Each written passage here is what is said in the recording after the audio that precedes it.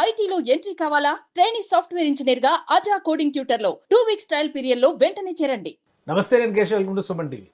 ఆంధ్రప్రదేశ్ ఉప ముఖ్యమంత్రి పవన్ కళ్యాణ్ కొన్ని సంచలన వ్యాఖ్యలు చేశారు. 10 లక్షల కోట్ల రూపాయల అప్పుల్లో ఉన్నటువంటి రాష్ట్రంలో ఈ రోజు జీతాలు ఇచ్చే పరిస్థితి కూడా లేదంటూనే సమర్థంగా రాష్ట్రాన్ని ముందుకు నడిపించడంలో చంద్రబాబు నాయుడు అనుభవం మార్గదర్శనం చేస్తుందని పవన్ కళ్యాణ్ విశ్లేషించారు. కలెక్టర్స్ కాన్ఫరెన్స్ లో ఫైనల్ గా చేసినటువంటి డిస్కషన్ ఏంటి, రాష్ట్ర ప్రభుత్వం ఎలాంటి దిశానిర్దేశం చేసింది, ఈ అంశం పైన విశ్లేషించుద్దాం. మనతో పాటు చంద్ర శ్రీనివాస్ గారు ఉన్నారు, పొలిటికల్ అనలిస్ట్. చంద్రశ్రీనివాస్ గారు నమస్కారం. నమస్కారం అండి. కలెక్టర్స్ కాన్ఫరెన్స్ ఇది రెండోది కూటమి ప్రభుత్వం ఏర్పడిన తర్వాత ఒక డైరెక్షన్ ఇచ్చారు.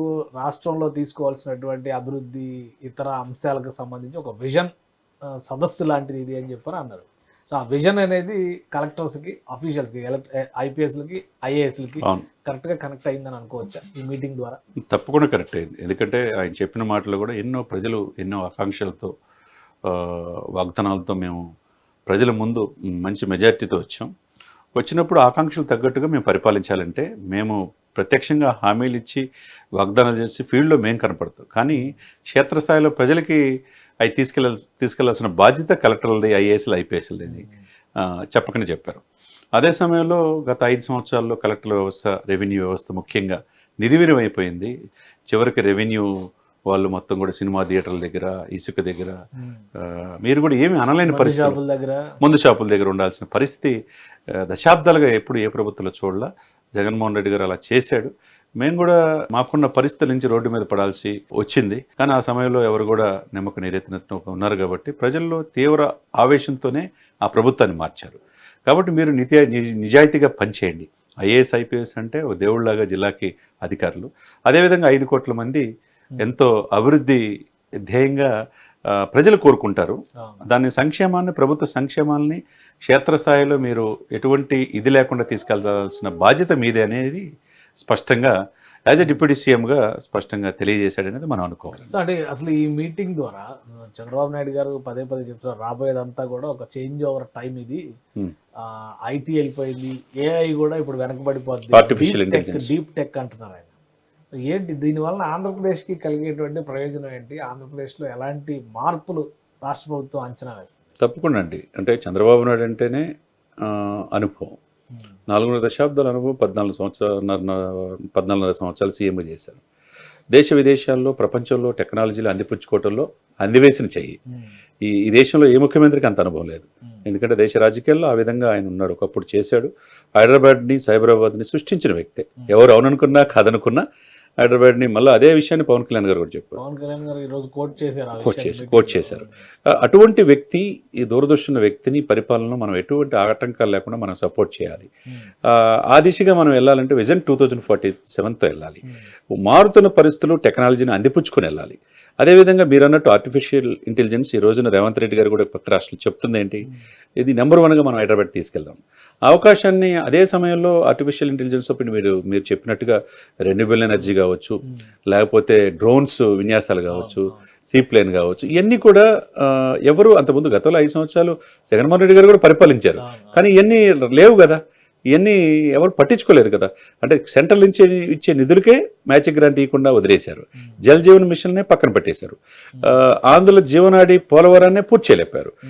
మంత్రులు మాత్రం ఇద్దరు మారారు, కానీ పోలవరం అక్కడ ఆగిపోయింది. వీళ్ళు ఒక లక్ష్యంతో 2026 కల్లా పూర్తి చేయాలని అది కేంద్ర ప్రభుత్వం సహకరిస్తుంది, రాష్ట్రం కూడా అదే ఇస్తుంది. కానీ పాసిబిలిటీస్ ఎంతవరకు ఉన్నాయి? ఇప్పుడు మీటింగ్లో కూడా చాలా విషయాలు చెప్పారు. రూరల్ పావర్టీని ఎరాడికేట్ చేస్తాము, అలానే రహదారి వ్యవస్థలను బలోపేతం చేస్తాము, అక్రమార్కుల పైన ఉక్కుపాదం మోపుతాము. అయినా కానీ సివిల్ సప్లైస్ బియ్యం దారి తప్పుతున్నాయి. ఇంకా అదే ఇష్యూస్ వస్తున్నాయి. సోషల్ మీడియాలో జరుగుతున్నటువంటి ట్రోలింగ్స్, ఇవన్నీ వైరల్స్, ఇవన్నీ చూస్తూనే ఉన్నాం. సో ఇప్పుడు ఈ 5 నెలలు కంప్లీట్ అయినటువంటి నేపథ్యంలో, ఈ మీటింగ్ జరుగుతున్నటువంటి నేపథ్యంలో ప్రభుత్వ పాలసీలని ప్రజల్లోకి తీసుకెళ్లేటువంటి క్రమంలో అధికారులకు సరైనటువంటి దిశానిర్దేశం చేయగలిగారా? 100% చేశారనుకోవాలి. అంటే గత 5 సంవత్సరాల్లో కలెక్టర్లకు కానీ, ఐఏఎస్లు, ఐపీఎస్లు కానీ, మిగతా డిపార్ట్మెంట్, రెవెన్యూ డిపార్ట్మెంట్ ఏ వ్యవస్థను కూడా వాళ్ళు అధికారం వాళ్ళ చేతిలో లేకుండా పోయింది. వీళ్ళే ప్రభుత్వ పెద్దలే వాళ్ళు ఇష్టానుసారంగా వివరించారు. ఎమ్మెల్యేలు వాళ్ళు ఇష్టానుసారంగా వివరించారు. అధికారులని ఎవరు పట్టించుకోవాలా అనేది మనకు కనపడింది. మీరన్నట్టు 3 పాయింట్లు, దారిద్ర్య దిగువనని గ్రాస్ రూట్లో మనం కనెక్ట్ అవ్వాలంటే గ్రామీణంగా గ్రామాలకు కావాల్సిన ఇవ్వాలి, పంచాయతీలకు కావాల్సిన ఇవ్వాలి. అదేవిధంగా రోడ్లు వసతులు కల్పించాలి. ఎప్పుడు లేని విధంగా ఈ ప్రభుత్వం వచ్చిన తర్వాత రోడ్ల మీద పూర్తి దృష్టి పెట్టింది. అదేవిధంగా 25,000 కోట్ల జలజీవన్ మిషన్ని గత ప్రభుత్వం ఎందుకు నిర్లక్ష్యం చేసింది? పట్టించుకోవాలి. మళ్ళీ చంద్రబాబు నాయుడు గారు, పవన్ కళ్యాణ్ గారు ఆ విధంగా తీసుకొచ్చారు. గ్రామాలని సస్యశ్యామలం చేస్తేనే, గ్రామాలు బాగుంటేనే ఆ రాష్ట్రం బాగుంటుంది, దేశం బాగుంటుంది. ముఖ్యంగా ఈ ప్రభుత్వం మీరు అన్నట్టండి కేశవ్ గారు, 10 లక్షల కోట్ల అప్పు. నిజంగా పవన్ కళ్యాణ్ గారు చెప్పినట్టు చంద్రబాబు నాయుడు గారు 2014 అప్పుడు దిగేటప్పుడు 19లో దిగేటప్పుడు 2.5 లక్షల కోట్లు అప్పే. ఈయన చేసింది ఏంటి? అదనంగా 8 లక్షల కోట్లు అప్పు చేశాడు. అంటే దాదాపు 10.5 లక్షల కోట్ల అప్పు మీద ఇప్పటికీ మనం చాలాసార్లు చెప్పుకున్నాం కేశవ్ గారు, 6,000 కోట్లు ప్రతి నెల వడ్డీయే కట్టాల్సి వస్తుంది. అది ఎప్పుడు పూర్తి చేయాలి? కానీ ఆ ఎక్కడ కూడా కనపడకుండా ఒకవైపు ఉద్యోగులకి పెన్షన్లు 1వ తారీఖే ఇస్తున్నారు, మనం చూసాం. ఎక్కడ వాలంటీర్లు లేకపోయినా ఇస్తున్నారు. అదేవిధంగా 5వ తారీఖులో ఉద్యోగులకి జీతాలు వస్తున్నాయి. ఏది నీడినో అది చేయగలుగుతున్నారు. ఆ దిశగానే మీరన్నట్టు కేంద్ర ప్రభుత్వం కరెక్ట్గా రాష్ట్రాలకు ఇవ్వాలి అనుకుంటే, ఎందుకంటే రాష్ట్రాల యొక్క ప్రాధాన్యత ఏందని మొన్న ఎలక్షన్లో బీజేపీ కూడా తెలిసి వచ్చింది.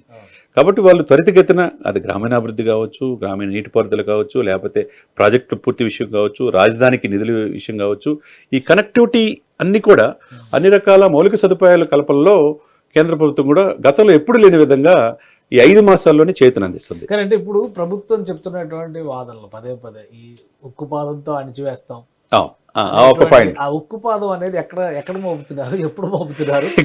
పవన్ కళ్యాణ్ గారు మళ్ళీ ఇవాళ కూడా కాకినాడ పోర్టు, బియ్యం అక్రమ రవాణా, అలానే ఇతర అంశాలపైన జరుగుతున్నటువంటి ఈ పోస్టులు వైరల్ చేయడము, బూతులు తిట్టడాలు, వీటి గురించి మళ్ళీ ప్రస్తావిస్తూనే ఉన్నారు. ఎన్ని రోజులు పడుతుంది వీటిని? అదే చెప్పాడు. అదే మీరు అన్నట్టు ఐఏఎస్ ఐపీఎస్లకి కూడా ఒకే మాట చెప్పారు. మేము ఆన్ బిహాఫ్ ఆఫ్ ప్రభుత్వ ప్రతినిధులు, custodian of people and government, 5 కోట్ల మంది ప్రతినిధులుగా ప్రజలు ఎన్నుకుంటే మేము మీ మీద డిపెండ్ అయి ఉన్నాం. మరి మీరు 3 చెక్ పోస్టులు ఉంటే 3 చెక్ పోస్టులు కూడా దాటి ఇంకా ఎందుకు వస్తున్నాయి అని చెప్పన్నాడు. కరెక్టే. ఇప్పుడు ప్రశ్న బందర్లో, మచిలీపట్నంలో గోడౌన్లో సీజ్ చేసిన బియ్యం కూడా మాయమైపోయినాయి. ఎలా జరుగుతుంది? అంత అధికారుల సహకారంతో జరుగుతుందా, లేదంటే ప్రభుత్వ ఉదాసీనత వలన ఇంకా పెంచలేకపోతున్నటువంటి పరిస్థితి? అదే కదా, అధికారుల అలసత్వం అనేది ఆయన చెప్పకనే చెప్పాడు. మీరు గుండెల మీద చేసుకొని మీ వృత్తికి న్యాయం చేయండి. మేము గత ప్రభుత్వం లాగా మీ మీద ఒత్తిడి తేము, హెరాస్మెంట్ చేయము. ప్రభుత్వ ఆస్తులు అప్పనంగా లాక్కునే వాళ్ళకి, లేదా అక్రమంగా రవాణా చేసే వాళ్ళకి 76% భూ కబ్జా కేసులు వాళ్ళ యొక్క రిప్రజెంటేషన్ లో వచ్చినాయి. దీని మీద ఉక్కుబాబుతో అంటే వీళ్ళకి అంటే సిన్సియర్గా పనిచేయాలన్న తపన వీళ్ళలో కూడా ఉండాలి. ఇప్పుడు ఎక్కడో సుబ్బరాయుడు ఎక్కడో తెలంగాణ నుంచి వచ్చి తిరుపతి వెళ్ళి, తిరుపతిలో అరాచక శక్తులు రాజ్యమేలుతుంటే నైట్ 1 గంట దాకా షాపులు క్లోజ్ చేయకుండా రౌడీ మూకలతో కబ్జాలు, చివరికి గంజాయి, మద్యం, విపరీతమైన అంటే పరమ పవిత్రమైన ప్లేస్ తిరుపతి విచ్ఛిన్నం చేశారు. దాన్ని సుబ్బరాయుడు వచ్చిన 3 నెలల్లోనే మార్చగలిగాడు. వాళ్ళలో ఒక అవేర్నెస్ క్రియేట్ చేయటం, కాలేజీ స్టూడెంట్స్లో 10 గంటలకల్లా షాప్స్ క్లోజ్ చేయటం, అంటే లా అండ్ ఆర్డర్ అంటే ఇలా చేయాలనేది. ఆ విధంగా మిగతా వాళ్ళు కూడా అదే స్ఫూర్తితో ముందుకెళ్ళాలి. అది ఐఏఎస్లు కావచ్చు, ఐపీఎస్లు కావచ్చు. కాబట్టి ఆ సమర్థవంతమైన ఆఫీసర్స్ ఆంధ్రప్రదేశ్లో ఉన్నారు. మేము ఫ్రీ హ్యాండ్ ఇస్తున్నాం. ఇచ్చినప్పుడు ప్రభుత్వ ఆస్తుల్ని కాపాడాల్సిన బాధ్యత మీది అనేది ఆయన స్ట్రైట్గానే చెప్పాడు. మీరు అన్నట్టు నేపాల్ బార్డర్ దాటిన దాన్ని మళ్ళీ తిప్పి తీసుకొచ్చినప్పుడు రెడ్ శాండిల్లు అక్కడక్కడ జరుగుతున్నాయి చిత్తూరు వ్యాప్తంగా. అదేవిధంగా బియ్యం మీరు అన్నట్టు మొన్నటి దాకా 55,000 మెట్రిక్ టన్నుల దాకా పవన్ కళ్యాణ్ గారు లేవనెత్తేదాకా సోషల్ మీడియా మీద ఉక్కుపాదం మోపలా మళ్ళా స్టార్ట్ అవుతుంది. ఇది ఎక్కడో చోట ఆగాలి. కఠినంగా నిర్ణయాలు తీసుకుంటే తప్పితే ఆగదు. కాబట్టి ఎవరు పవర్సు? జిల్లా అధికారిగా మెజిస్ట్రియల్ పవర్ కలెక్టర్గా ఉంటుంది. అలాగే లా అండ్ ఆర్డర్ బాధ్యతలు ఎవరు చూడాలా? ఐపీఎస్లో ఉండాలి. కాబట్టి వీళ్ళని ఇటువంటి రౌడీషిటల్ని, ఈ సంఘ విద్రోహ శక్తుల్ని, గంజాయి బ్యాచ్ని, లేకపోతే సోషల్ మీడియాలో ట్రోల్ చేసే వాళ్ళని, ఈ అబ్యూజన్ యాక్ట్ అనేది ఎప్పుడైతే అసెంబ్లీలో ఇంకా పూర్తిగా రాలేదు కానీ ఆ బిల్లు వస్తే కనుక వీళ్ళ రౌడీ షీట్ ఓపెన్ చేసేసి ఇమ్మీడియట్గా పీడీ యాక్ట్ నమోదు చేసుకోవచ్చు. అదేవిధంగా ఈ అలవాటు పడి పోర్టుల ద్వారా అక్రమంగా బియ్యం సరఫరా చేసే వాళ్ళందరూ కూడా నిజంగా మనోహర్ గారిని అభినందించాలా. 55,000 మెట్రిక్ టన్నుల పాపం ఎక్కడికి వెళ్ళినా ఆయన పట్టుకుంటున్నాడు. మన మచిలీపట్నంలో విశాఖపట్నం పోర్టు కూడా పట్టుకున్నాడు. ఈ సిట్ కూడా ఒకటి బ్రిజ్లాల్ ఆధ్వర్యంలో సిట్ వేశారు. డిఎస్పీలను కూడా కొంతమంది మార్చేశారు. వీళ్ళు నిస్వార్థంగా పనిచేయాలా. ఎక్కడ అవినీతి చేస్తే వాళ్ళు పట్టుకుంటే కనుక కింద స్థాయిలో క్షేత్రస్థాయి వాళ్ళు కూడా ఈ జిల్లా స్థాయి అధికారులతో సహకరించాలా. ఈ సమన్వయం లోపం లేకుండా చేసుకోవాల్సిన బాధ్యత ప్రభుత్వాన్ని. అలా చేసుకోగలిగితే కనుక వీళ్ళు 2వ కాన్ఫరెన్సు కల్లా ఇప్పుడు కొన్ని చిన్న సెట్ చేసుకోగలిగారు కొంత మేరకి.